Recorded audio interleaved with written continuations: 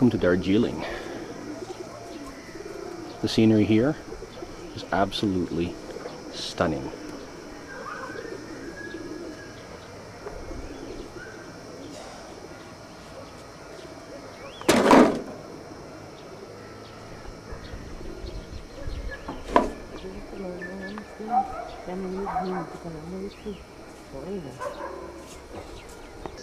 We flew in from Kolkata to a small little airport. I don't remember the name, Bogota or something. And then we took a taxi to a little village called Siliguri, where they tried to talk us into alternative transportation.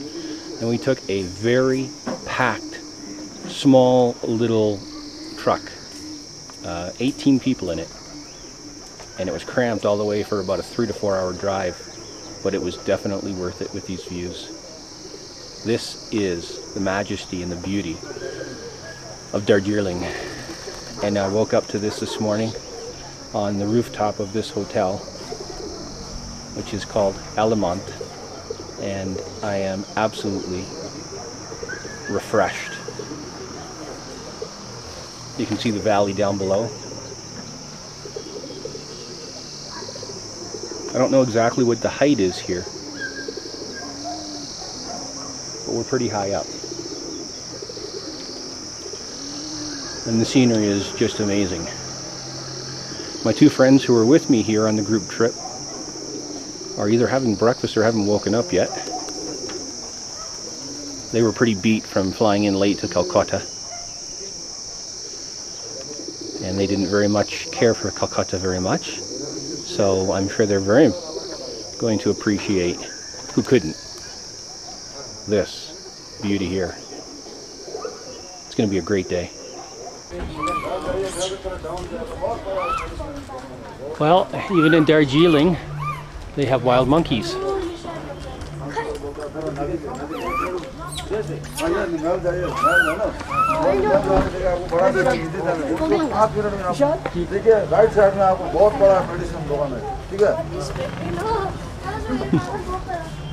I don't know where they went to, but they were playing on that tree for a long time. Oh, there he is. He's climbing the pole.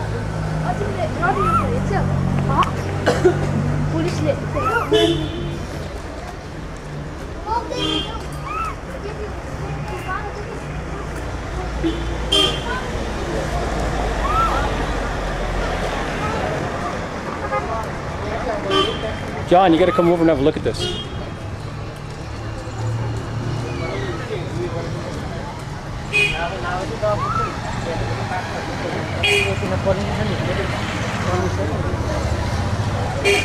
Where'd the other guy go?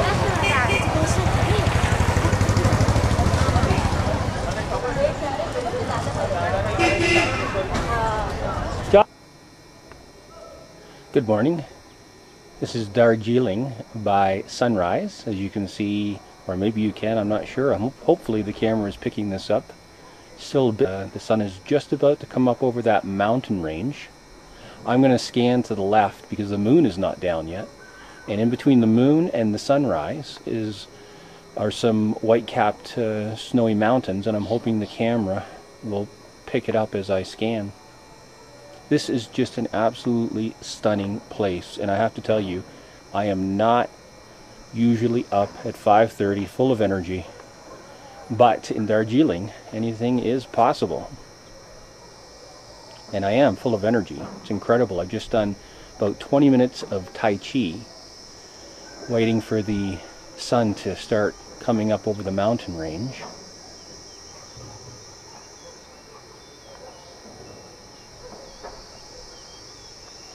Here's where it gets a little darker and the fog is sort of in the hills below, but you can just see the moon. It's going to go over that crest, or I should say the crest is going to come up over the moon.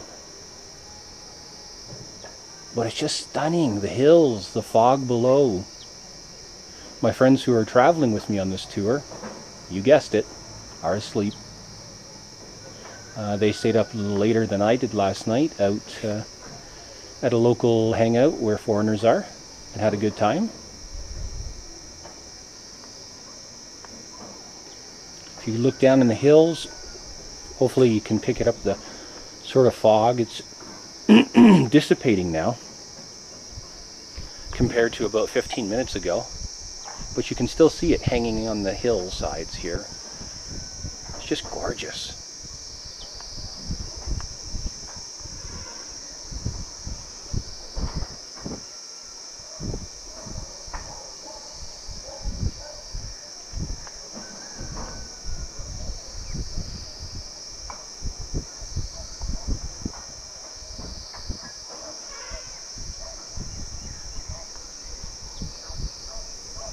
One more scan over towards the snow-peaked capped mountains off in the distance.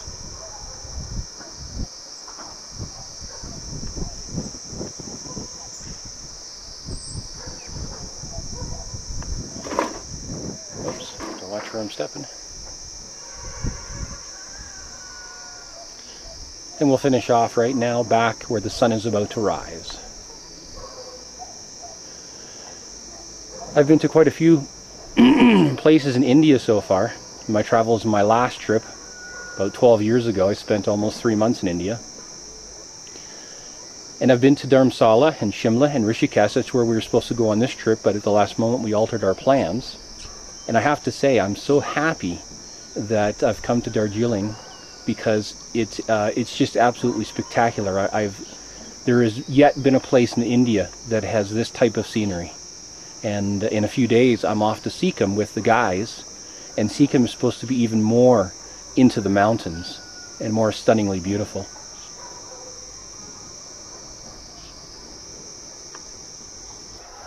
Okay, the moon is down. The sun is not yet up over the crest of the mountains, yet it is shining on the tall mountains in the background. It's quite amazing, actually, if you look over where the sun is coming up.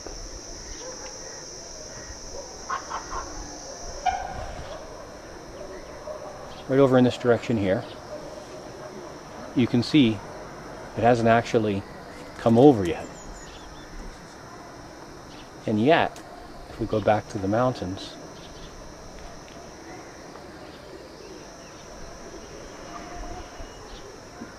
it's already shining on them. Gorgeous.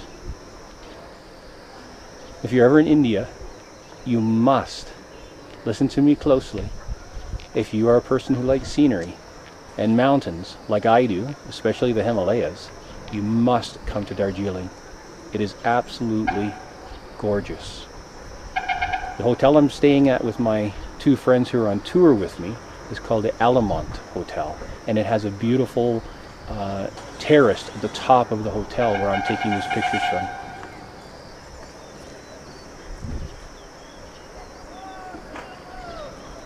It really makes a difference to have this rooftop terrace. You just have such a great view of the surrounding mountains.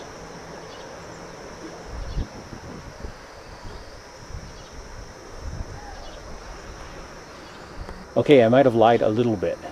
Over to my right is where the sun is coming up. It is blocked by these buildings here. So that would be why it's shining on the mountains across. It must just be cresting behind this building over here.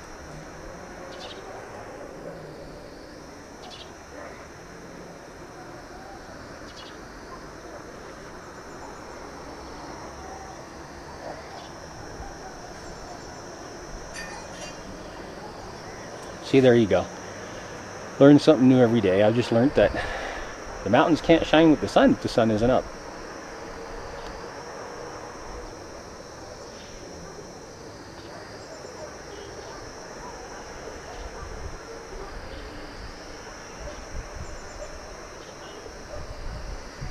Just gorgeous.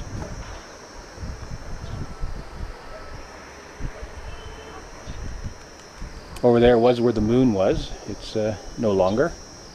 Down in the valley, the fog still persists.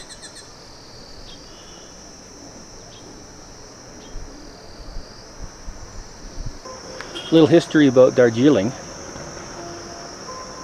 Ages ago, it was a strictly Buddhist community, and then the Gorkhas, who are known as fierce warriors from Nepal, came down and conquered it. Then the British came in and took claim to it, but pretty much gave the Gorkhas control of the region, providing that the Gorkhas would fight for them in the British Army. Then eventually India became independent, and the Gorkhas fought for India in the Indian Army as well. And there are large communities of Gorkha descendants here. Actually, the manager who runs this hotel, his father and grandfather were both Gorkha warriors who fought both in the Indian Army and I believe also the British Army. So this land is called Gorkha land, and many times they have tried to separate from India and become, well, not actually, sorry, separate from India, but to have their own province or state within India and become their own independent nation in a way that would serve them best. They have not achieved that, but what they have achieved is a lot of control over this region.